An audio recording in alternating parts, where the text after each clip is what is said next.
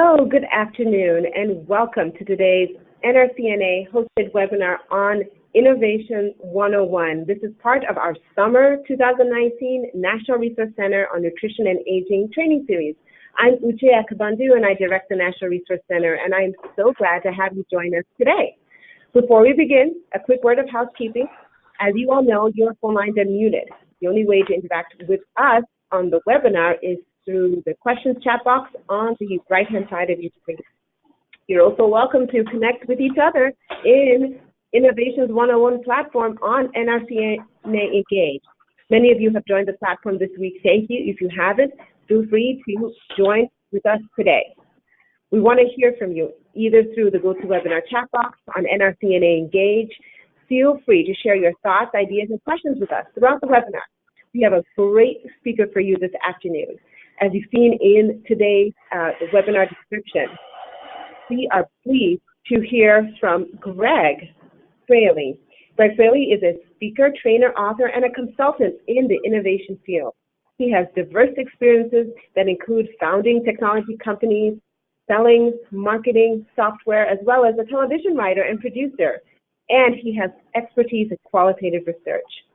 His client list includes Coca-Cola, Sanofi, Georgia-Pacific, and the United Nations. He is a distinguished leader in the creative problem-solving arena, and we are thrilled to have him join us today. And I will kick it over to Greg to get started. Thank you, Greg. Well, you're welcome, Uche. Thank you very much for that introduction. Don't be too impressed. You know, we all have to reinvent every day, and anything that happened in the past is just a goodbye, as David Crosby once said in a song. Yes, let's move to the next slide. And so this was the pre-work that you folks were asked to do. If you didn't do it, it's all good. Much of it will be at least somewhat covered or remarked upon in the context of the course today. But I hope you did have a look at it, because there's some interesting stuff there. One in particular I'll bring up right now is, if you asked around, if you did kind of that little assessment of what your staffs and teams' views about innovation are. And I think that will give you a really good idea of like where you're starting from. And I think that's a good thing to know.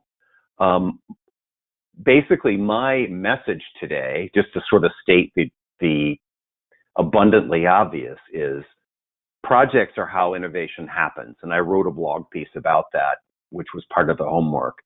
But that's the simple message. Projects are how innovation happens. And so today's work will basically kind of lead up to project divergence and selection. So not so much selection, but the divergent part of like, what possible projects might you do? Doblin's 10 types of innovation is something we're going to go walk through a little bit, and that'll give you some ideas, I think, for what projects you might do. And the brown bag innovation and the basic innovation messaging to operational employees, and I could add the word volunteers, is just background information about how to position and train people for innovation projects and resourcing and so forth. So in my next slide, I think we'll see some additional information that kind of gets us started on what today's agenda is. So again, thank you to the organization for, that is the National Resource Center on Nutrition and Aging, for having me on to do this. Do have a notebook or a laptop or something to write with as we go through today's work. You know, however you take notes, that's, you know, just have it ready, because we will be, you know, doing some things that require you to write stuff down or type stuff into some sort of platform. As you probably are aware, these slides will be made available to you through the NRCNA team. And I'm also a resource to you, both virtually on the NRCNA Engage virtual site, or directly through email. One of the things I love to do is help people out with their innovation blocks. So if there's anything blocking you or you're thinking, please get in touch with me. I'm happy to help with some ideas on that. So today, big picture. As I said, it's all about projects, but before we get into that, the why of innovation, kind of that more basic kind of information about like, why is this even necessary? And then some of the basics on the how once we get the why under our belts. And then we'll start in on a very specific innovation process. And really, you could think of that as a project management process as opposed to just an innovation process. So this session will get you started on that, and we will do more with that when we get to Dallas. And I'm trying to think of a creative way to, there we are. So before we get into innovation, I want to say this sort of basic thing, and that is, without creativity and without a creative mindset, there really isn't going to be any innovation. Creativity is the horse that draws the innovation cart. So if you don't think of yourself this moment as creative, I want you to stop programming yourself in that way and start programming yourself as, yes, I am creative because I am a problem solver. Creativity has less to do with self-expression and artistic talent than it does with problem solving. So don't think of creativity as self-expression and artistic talent. Those things are nice to have and can aid and abet creativity, but it's better to think of creativity as problem solving. And along with that mindset of seeing things as problems and opportunities are the other aspects of creative mindset. So first and foremost, curiosity. So having an interest and keeping your eyes open for opportunity. Being open-minded, because some of the very best ideas, the biggest game-changing ideas, are things that when we first hear them, we almost want to vomit because they represent such big change. Now, if we shut down our minds on the possibility of a big idea working or a big change working, then you're basically shutting off huge opportunities for disruptive and breakthrough innovation. So you have to always keep an open mind.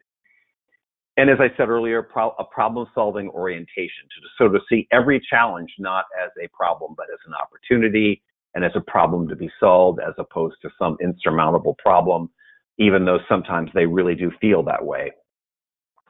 Collaboration with your peers and your team are absolutely critical. And borrowing from the improvisational comedy world, yes and is the go-to phrase and way of thinking.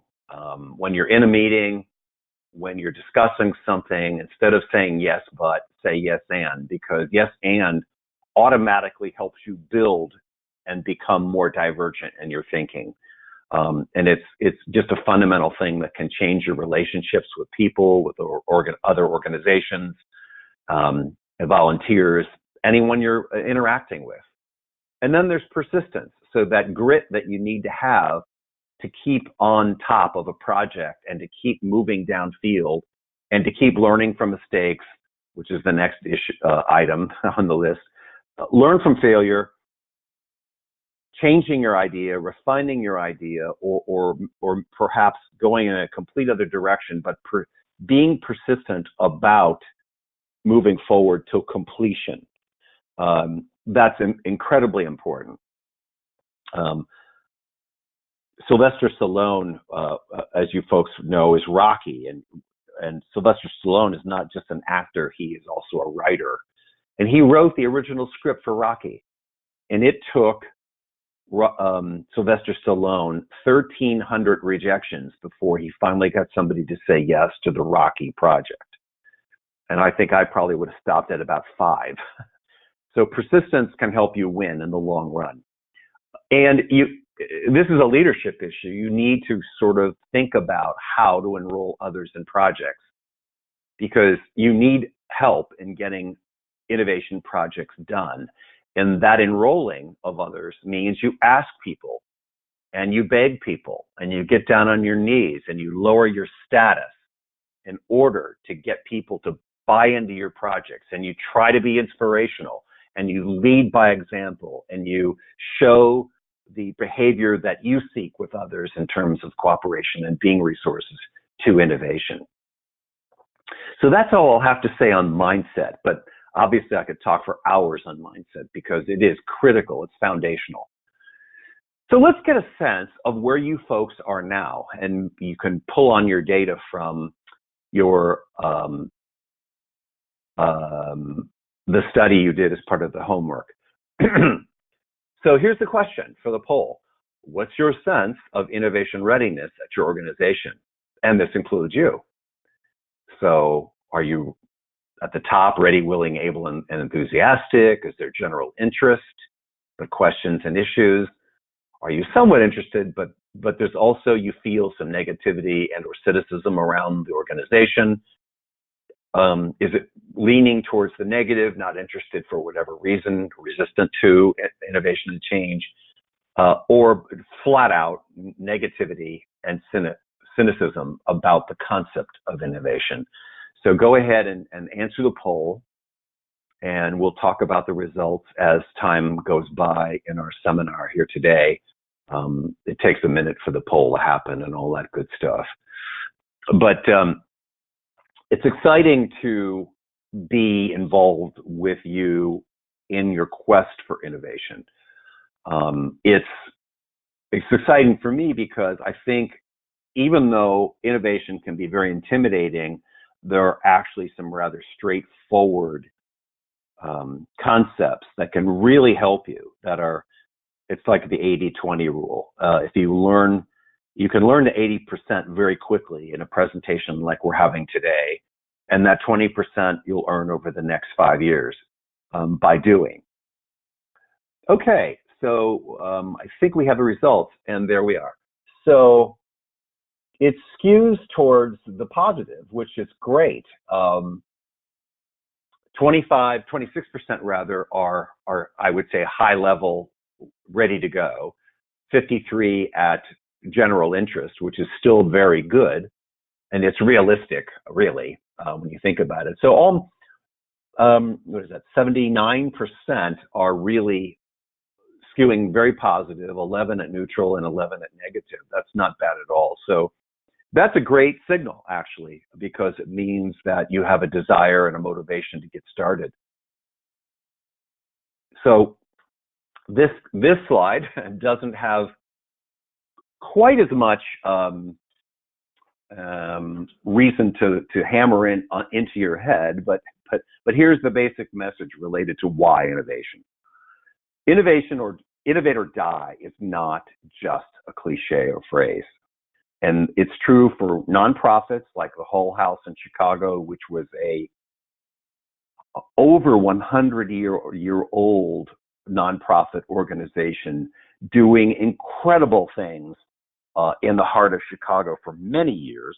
And in 2014, it fell because, for various reasons, but basically financially, they fell into a hole they couldn't climb out of, and they went bankrupt. And now the only thing that remains of the Hull House is a museum in the original Hull House. And so Hull House did not change its business, quote unquote. Neither did Kodak. And you see in the slide on the upper right, the first electronic camera. Yes, Kodak invented the electronic camera, but they failed to capitalize on it because they didn't want to change their business model from film-based sales and such, to electronic media.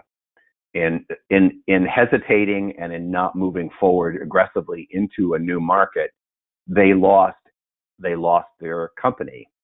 And this is a company, I'll have you know, that had all the resources in the world. They had patents, they had technology, they had scientists out the yin yang. They were good. They had money. So you have to innovate. And I did a little research prior to the session, and I noticed in one report that 30% of nonprofits lost money over the last 3 years. So roughly 1/3 of the nonprofits in the United States are in a precarious position right now. If they don't find a way to innovate and break even, they're going to die, just like the whole house. So the basic why of innovation is very straightforward, even though it's intimidating or can be intimidating, scary, and complicated. The basic message is you have to innovate. And so, again, the simple message I have for you today is it is scary and intimidating, but it can be just as simple as one concept, and that is projects. Projects are the magic word. And for more words, we'll look at why organizations don't innovate. So you say, well, why didn't Kodak? Why didn't Blockbuster? Why didn't Radio Shack? Why didn't Hull House innovate? And the basic answer is they probably waited too long. They waited until things were so bad that it was really, really difficult to turn them around. It's a fact, it's been studied by academics, that people really don't want to make change. And innovation and change, by the way, are pretty much synonymous. They don't want to change until they have to change.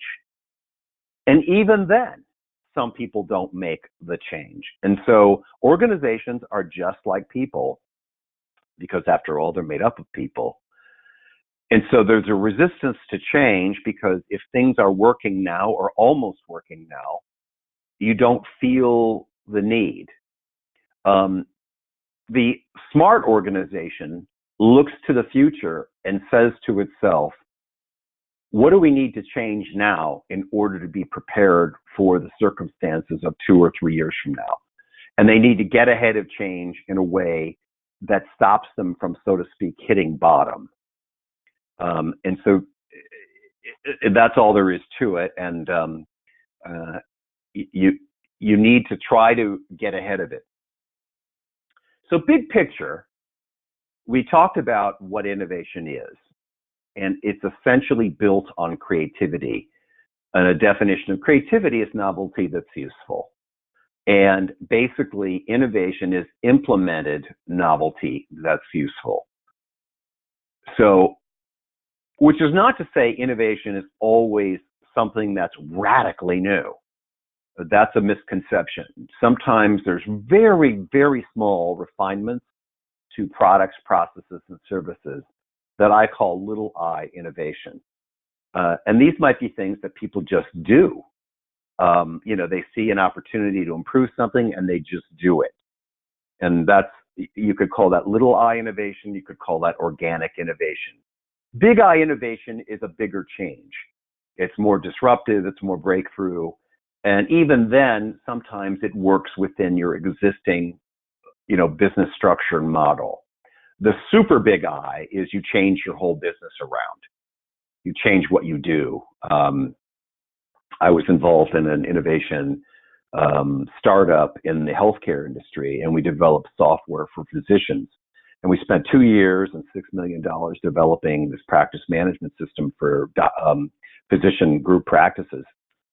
And we discovered, as we were running out of money, that the sales cycle to sell software into a group practice was very long.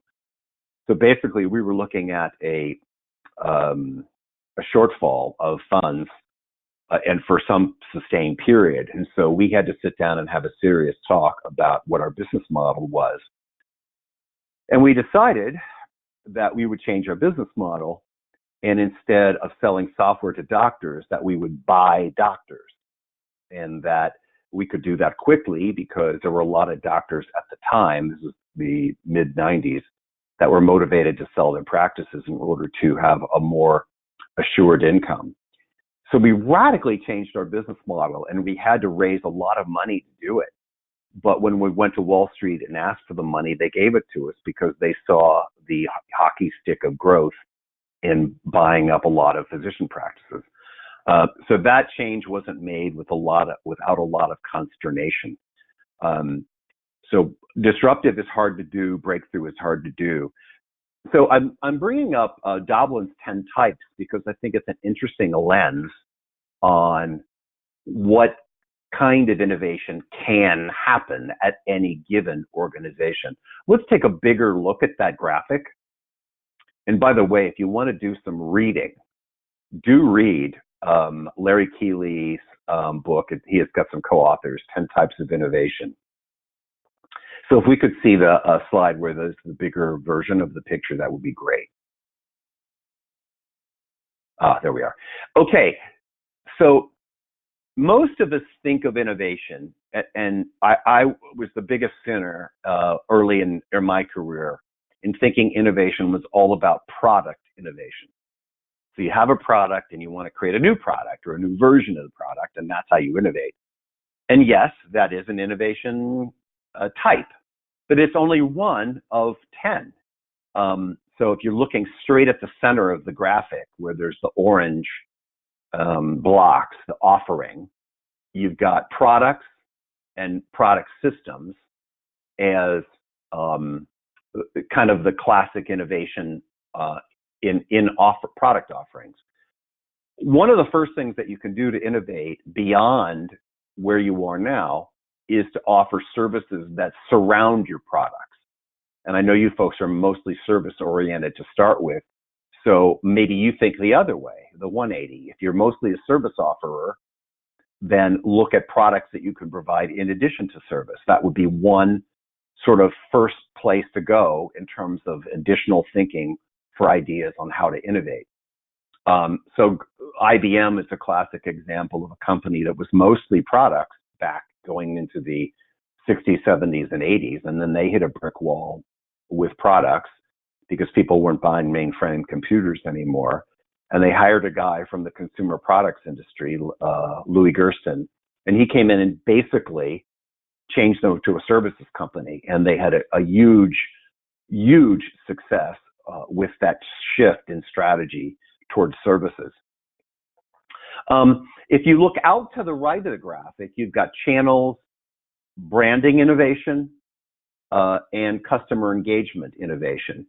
And so one of the things I like to do when I'm working with a client in terms of improving their offerings and improving the perception of them as a company is I map out the entire experience of that company with their customers. I recently did this with a botanical garden.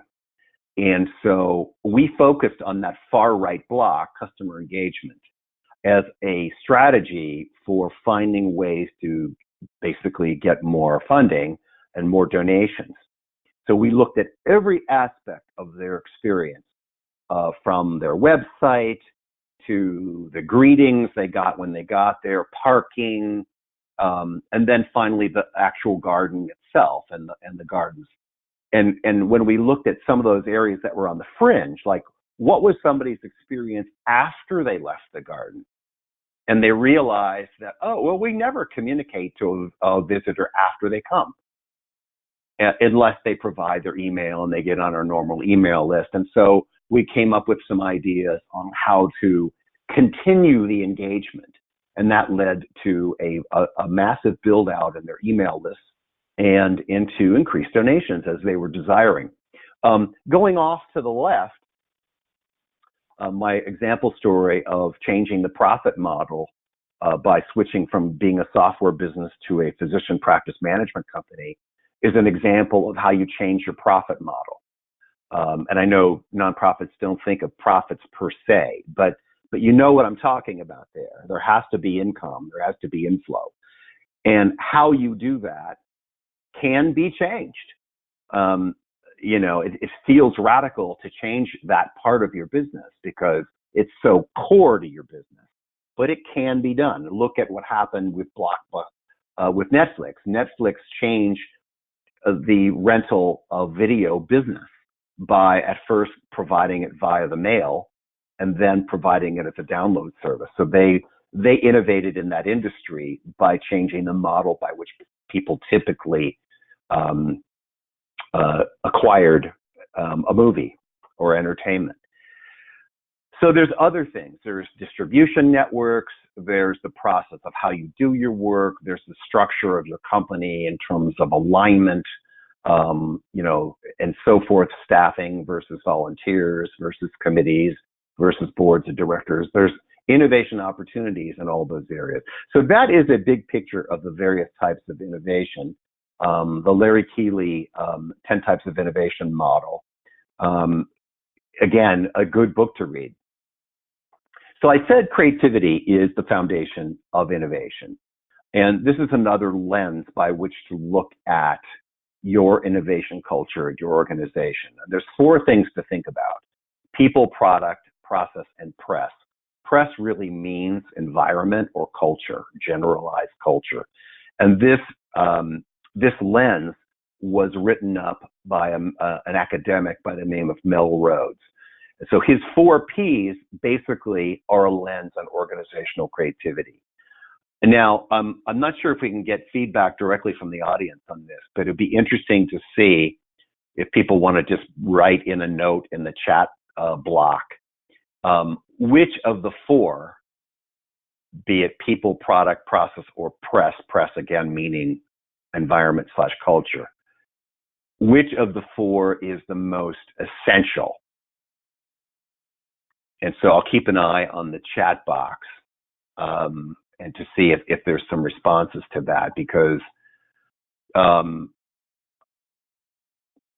talking around it for a second, people need to understand that people, of course, are super important. And I'm not going to say which is most important. I want to get your sense of that first. People, of course, are essential, because if you don't have the horses to put a product or a service or a new invention or some new way of doing things into play, then you're lost. You can't do it. And so you do need people who are skilled at the particular thing or can be trained to do the particular thing you want to do. You have to have a product that is competitive and delivers value to the end consumer, whoever that is. Process is, I think, important, and in smaller organizations, and I would put most of your organizations in that category because you don't have huge numbers of employees. Having a structured process is how you guarantee quality. And so, some organizations have organic processes which work pretty well, and some organizations really work hard on defining their process and improving their process over time, which is important. And then finally, and this is one of the reasons why I asked you to, in the homework, to do some asking around in your organization. Okay, so I'm looking now at the results.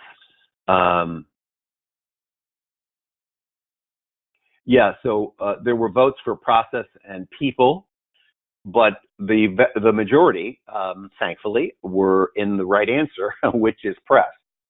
Culture is, in fact, everything.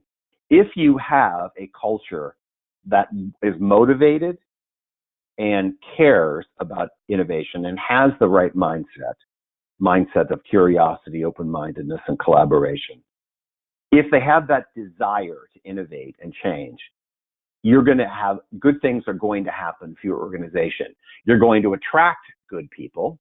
You're going to develop good products, and your process will evolve over time towards that which makes you better and better. So it's all about culture at the end of the day. And so a person once upon a time asked me, how do you change a culture to be more innovative? And I struggled with a good answer for that question for a few years, to be honest. And then it suddenly came to me, and I had read some work recently from a guy by the name of Min Bazadar, who's a PhD out of McGill University in Toronto. And he said, Greg, it's simple. And I mean, his work said, Greg, it's simple. It's about projects. Because if you have projects, the process of doing those innovation projects will, in fact, change your culture. And he said, and this was interesting, nothing else will. So I am a huge believer that projects are how you create an innovation culture at your company. Okay, let's move on. Save your questions, by the way. We will have a Q&A at the end of the session. And I'm sure there's going to be questions, but if you do have one as we're going through this, do write it down so we can be prepared for that. Okay, don't be intimidated by the graphic on this slide. It's not as complicated as it looks on first glance.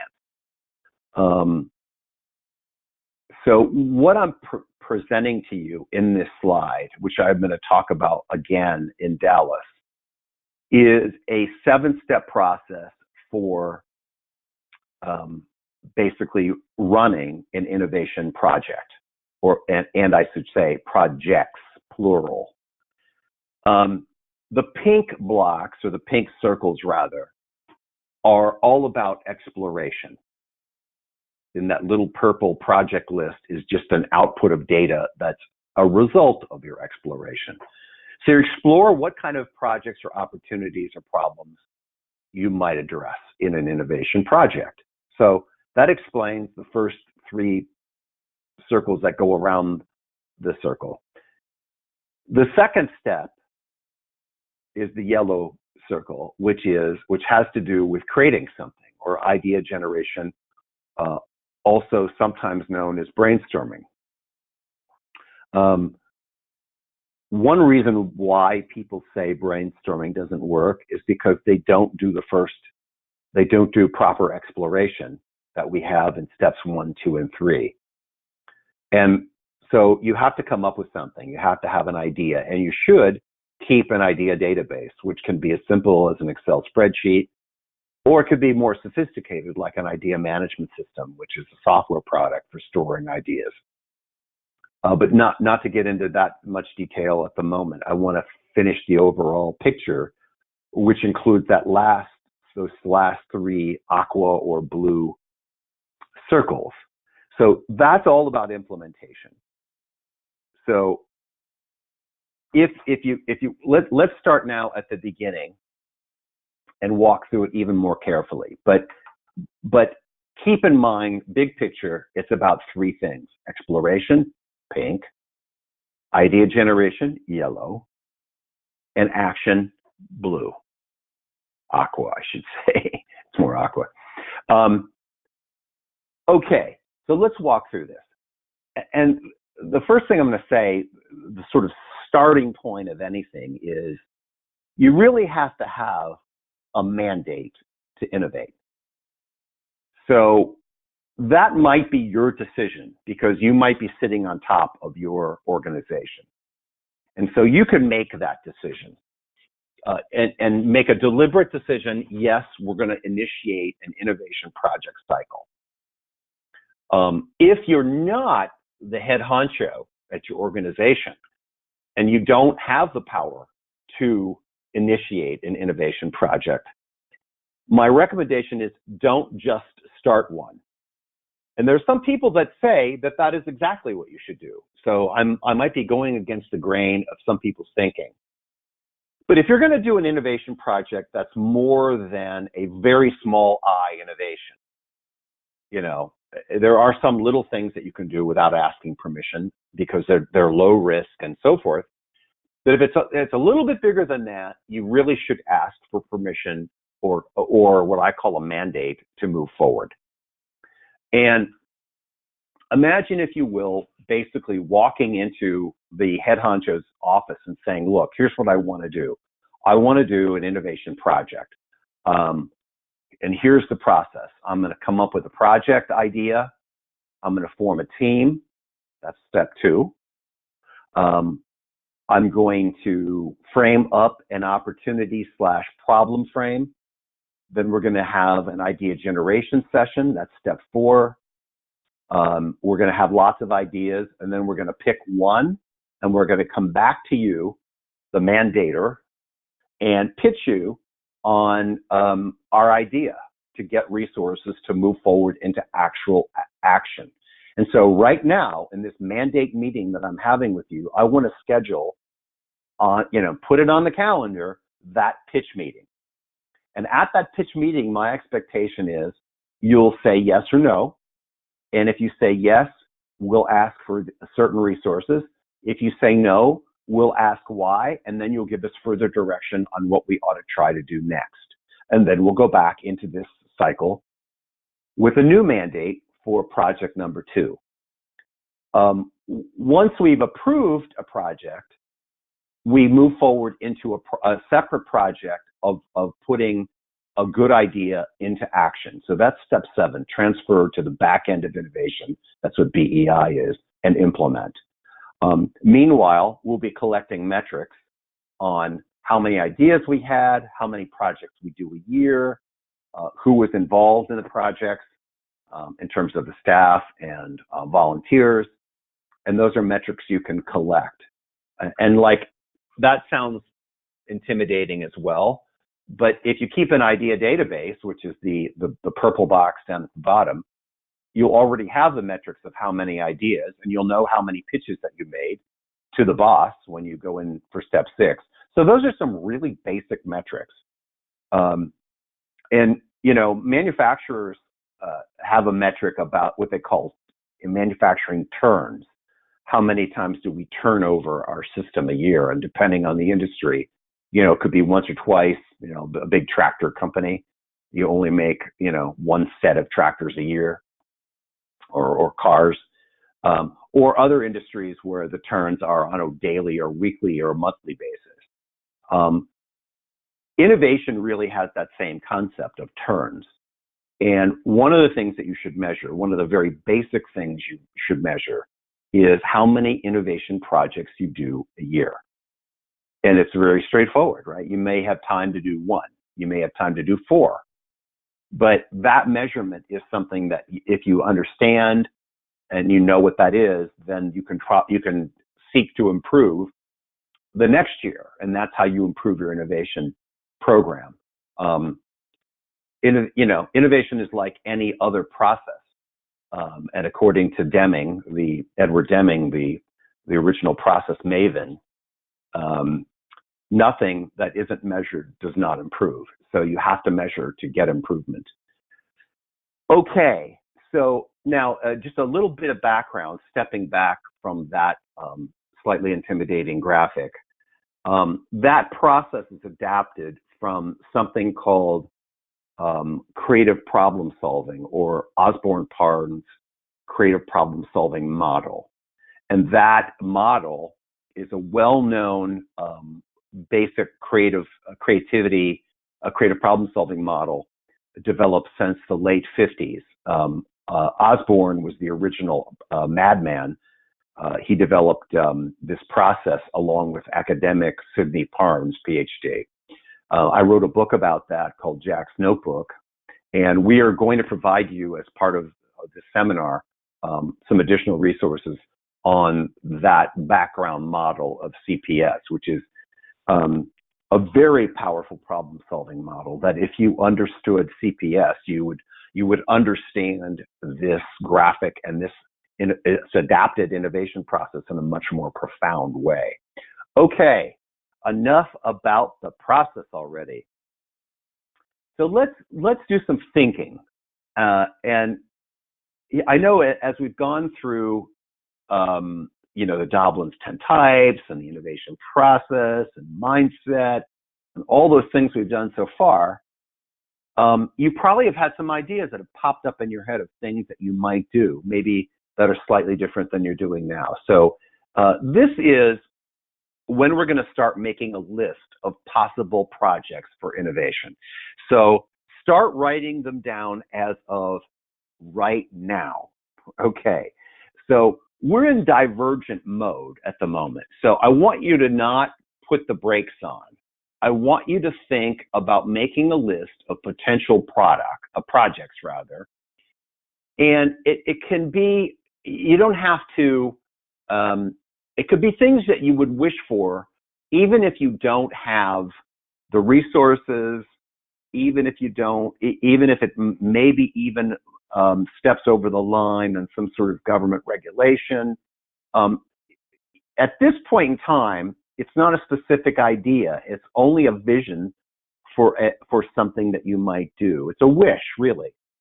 And so you could even label, the top of your list that you're making now, a wish list. Put I wish or we wish at the top of the page.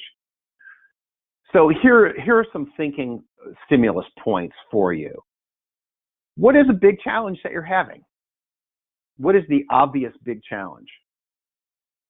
And then you think, okay, well, maybe it's fundraising. So you say, I wish we would do a better job of fundraising. So that's a wish. That's where a project starts. It starts from a wish. What are some other challenges facing your organization? Doesn't have to be the hugest thing.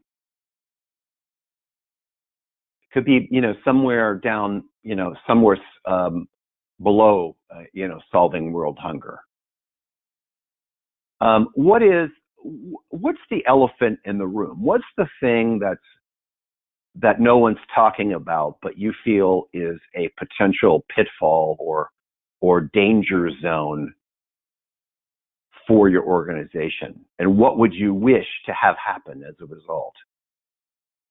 What's something that's just annoying that you wish you could put a Band-Aid on, or it's like a mosquito bite. You wish you could get some salve that if you rub it on, it would just stop itching.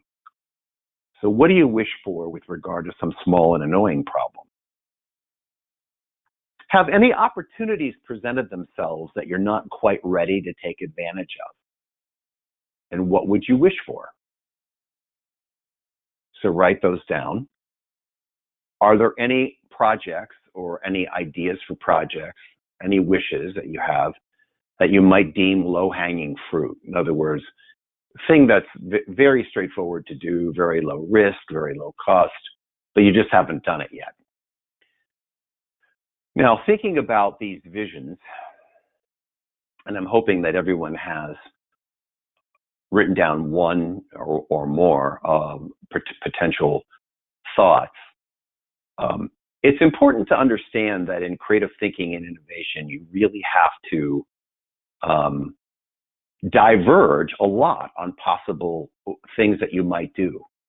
And you need to keep a running list. And what you're doing today is just a start. So I need to move on in order to get done on time today. The next slide has to do with, and we'll do this very quickly, but you might repeat this on your own after the session to extend the list. Think of someone in your life who you really think of as a wise person. And it doesn't have to be someone that's even alive. It could even be a historical figure. But who is somebody that you think is super wise, like Mahatma Gandhi or Madame Curie? Okay, so write that name down and try to imagine that person. And in your mind's eye, I want you to look in the mirror and see your wisdom hero, whoever that is. And sort of sit with that for a second. Now,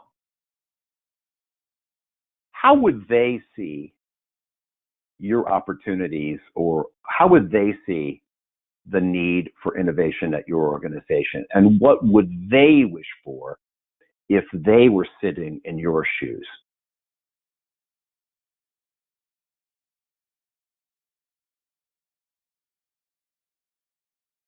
So you might have a glimmer of an idea, express that as a wish, and put it on your list. Now that would be something, this imaginative exercise can be really powerful. So I encourage you to try this on your own and to try to, sit with your notebook in front of you or your computer and really kind of be Gandhi or be Phil Jackson or be Madame Curie and think about what your organization might do. Okay, let's move on, please. Now, in exploration of what projects you might do, you might have some candidates from the list that you make. Eventually, what you want to get to is what we call a problem frame, which is actually a question. And the format of a problem frame, taking the vision statement, I wish we might do better fundraising, and putting it into a more focused problem frame. And the format for a problem frame is, it starts with the phrase, how might we? And in the example, it's followed by a verb. How might we learn? And then an action. How might we learn problem framing? So that is in fact a problem frame, that question. How might we learn problem framing? So you see how it is. How might we, plus a verb, plus an action. And so the verbs would be things like create, build, fix, eliminate, improve, focus, those kinds of verbs. And then there's some example actions down below. Recruit more volunteers, double our donations, serve more people, improve our experience. And they can be generalized questions, or they could be very, very focused questions. In a way, the more focused they are, the better. There is one danger, however, in too much focus. So let's move to the next slide and talk about that. So if you have a very general problem frame, such as what people do for idea suggestion boxes, they say, how might we improve? ? Okay, that's too general because you'll get 1,000 ideas and many of them will be complaints and actually not ideas at all. So an example of people who get too focused are the example I have at the bottom. How might we improve morale in our staff and volunteers without upsetting old timers or chronic complainers or blowing the budget on training? That's too focused. What you're doing is you're putting criteria for evaluating an idea into evaluating a problem frame into the problem frame. So keep it simple. How might we improve morale in our staff and volunteers? ? Might be just focused enough, but not so focused as to kind of shut off ideas. Okay, so in the Q&A, which will be coming up in a minute, it would be great to hear from you how you're doing with the problem frame. So right now, I want you to just highlight one of the wishes that you put in your wish list and put an asterisk on it or circle it, and then create one of those problem frames in that how might we format. So I'm going to give you a minute to do that. And while you're finding the right one to do and struggling through that wording, how might we is a very powerful phrase because it suggests that solving the action is possible. It's not how should we or how might we. It suggests multiple options. It suggests possibility. Now, if you're having a hard time developing a problem frame beyond, say, the first most obvious problem frame, what might be happening is you're having a difficult time getting out of the box. And I mean that kind of literally. This is what people really refer to when they say we should get out of the box with our thinking. It's like you've got this old perspective about what the problem is, and thinking differently is difficult to do. So if that's your situation, then here's the thing to understand. First of all, it takes time, more time than we have in this session to come up with a really great problem frame. You should push your problem frame list. And again, it's around that one wish, not many wishes, one wish, but multiple ways of looking at that wish. It's difficult to do because it's a kind of thinking that people don't do very often. But once you get into this, and once you start pushing your mind and yourself to get a different frame, over time, over say a few days, you become really powerful at it. You get better and better at it. And I'll tell you this, the key to good brainstorming is having a good problem frame. One of the reasons why people say brainstorming fails or idea generation fails is because they're working on too vague of a challenge or too specific of a challenge. So again, that's back to that nice balance. When you're working offline on this, go back to your wise hero or go to a real wise person. You can actually get other perspectives from other people as they're a resource to you. At the end of the day, you're going to have to pick one problem frame to work on. Now, some of those other problems frames might be actually other problems that you might want to work on sometime. Keep it on the project list or the potential project list. Okay, so Einstein is there only because he was one of the world's greatest problem framers, and he said if he had an hour to solve a problem, he'd spend 55 minutes framing it and 5 minutes actually generating ideas. So he thought for 10 years walking around the woods in Switzerland about relativity, and then one day, and I think it was 1914, he published all those papers and he changed the world.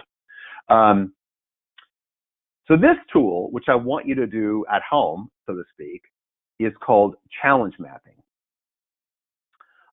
This is a real life case study, and I've simplified it just a little bit, of a manufacturer in central Indiana.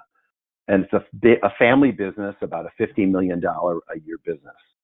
So a pretty nice little business, but they've been in status quo mode for years and kind of hovering at that, business of a particular size. And so their challenge was growth. They wanted to grow their company. And I used a tool with them to get different and fresh perspectives on other ways to look at that very generic question of that's in the center. How might we grow to 75 million? So there are two questions you can ask yourself to get a fresh perspective on an initial problem frame.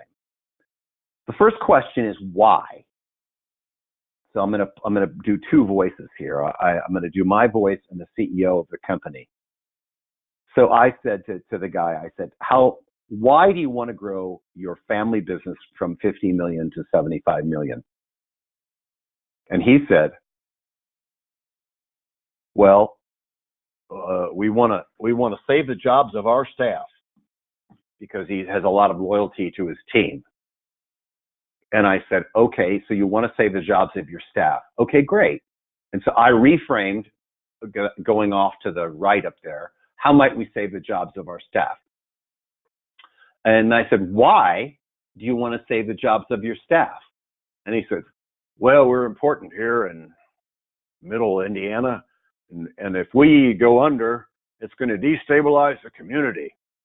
And I said, okay, so another reason why, another way to look at your challenge is how might we stabilize our community? And so I kept asking him why, and we took his answers and re-wordsmithed them to be questions. So he was concerned about his family. So how might we preserve the family business?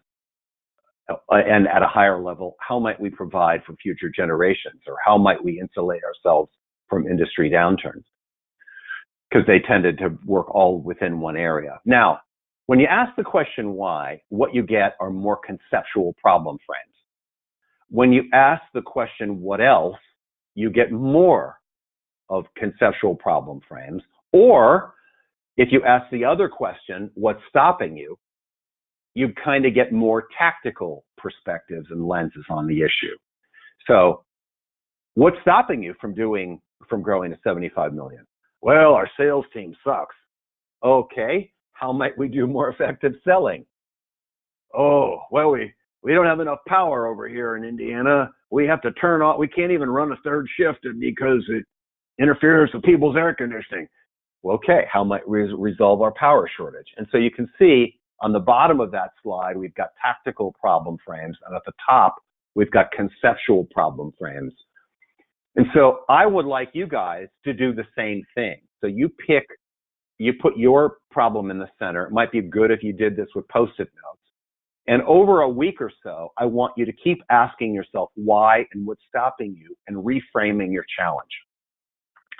Okay, and we're going to make available to you a white paper on how to do more with problem framing.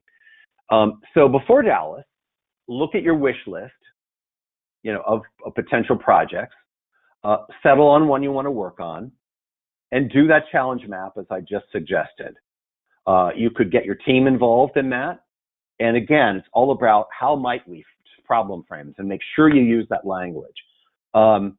Then before you get to Dallas, after you've generated maybe 15, 20, even more problem frames, you're going to get a sense of what level you should be working at, a highly conceptual problem frame or a very tactical problem frame. But you'll want to pick one or have at least a sense of which one you're going to use when we get to Dallas. In Dallas, we'll focus on the tools that are in the idea generation phase and in the action planning phase. Okay, I think we're ready for Q&A. I'm a little behind schedule, but I think we're doing fairly well. Oh yes, pardon me, I forgot. Now that we've, I've brain dumped all this stuff on you, how do you, now that you know a bit more about the why and how of innovation, how do you feel about your readiness to get a program started? So, enthusiastic, interested, somewhat interested, not interested, won't attempt. Okay, so the polling is in progress, and I thank all of you for your kind attention. This is a lot to cover in a 50-minute session, but it all boils down to projects, folks. If that's all you remember from this session, you've actually got a very essential thing under your belt. Okay, we're looking for results. We'll see those in a second, but let's see here. So good, interested, and so that comes up to 93% are at the top end, with only a 7% in the middle, and no, I think we moved everybody up a notch at least from the beginning poll, so that's excellent. Okay, I think we're finally ready for Q&A.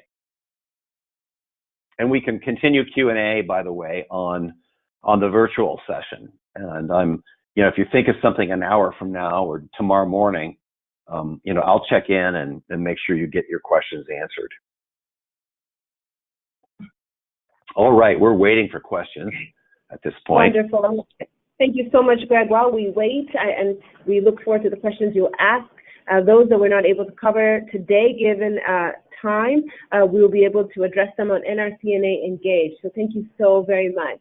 Some of the other closing remarks while you're thinking of questions that I would love to be able to share with you is to keep that conversation going. As we said, please join our online community if you have not done so already.